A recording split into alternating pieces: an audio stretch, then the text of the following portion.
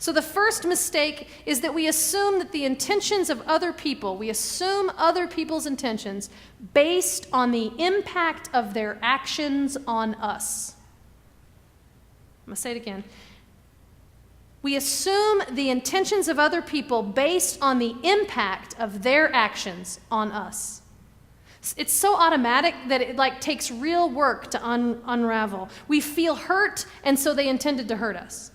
We feel slighted, and so they intended to slight us. Last service in the 10 o'clock, right at that moment, the phone rang, and I said, the phone rang, and they intended to interrupt us. Even though they intended to turn it off, right? The conclusions we draw about others' intentions are rarely charitable. We're just not that good. We just don't go to assuming that everyone has good intentions. When a friend shows up late to a movie, we don't think, gee, I bet that he ran into someone in need.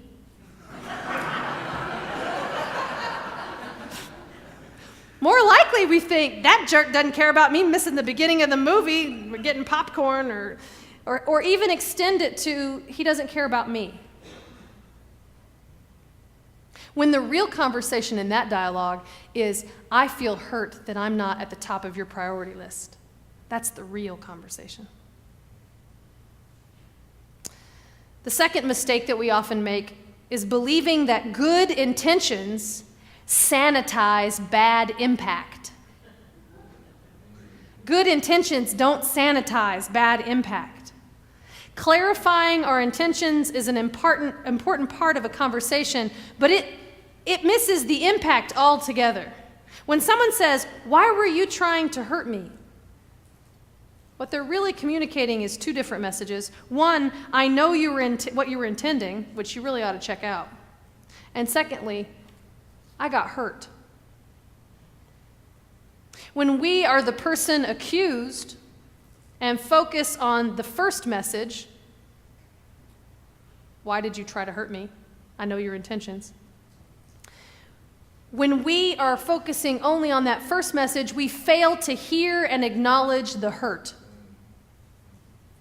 When we're accused, we focus on the defense of our intentions, when the trouble is, the other person will likely not be able to hear the reasons until the feelings have been acknowledged. It goes against the very nature of our being. We want to defend first. Our little lizard brain deep inside is feeling threatened and is desperately trying to survive and to win. But if we can wait and move to the second part of the conversation first, and spend some time trying to understand the other person's experience before we move to clarify our own position, we might actually be heard. So maybe you have a conversation that you've been putting off with "I'm fine," or "they just won't listen," or "they're selfish or naive or crazy." Maybe it's time to stop denying those things which are most important to you. Because when we do, they fester. And often they'll leak out into the conversation in unhealthy ways anyway. So if you feel that every time you try to have the conversation, you fall into some kind of pattern, maybe it's time for you to try something different. Listening to the second part of that conversation first. Maybe there's something you don't know. When you can come from curiosity and steer away from blame and take responsibility for whatever part is yours, then each feels heard, and new solutions can emerge between you. Now, at the leadership retreat, our process is about hearing one another. And some people say, okay, when are we going to stop talking and do the work? But the work is the talking. It's as though we can't get anything done without talking, literally. Right? You can't get any work done without communicating. You have to be able to communicate, and that work is the conversation.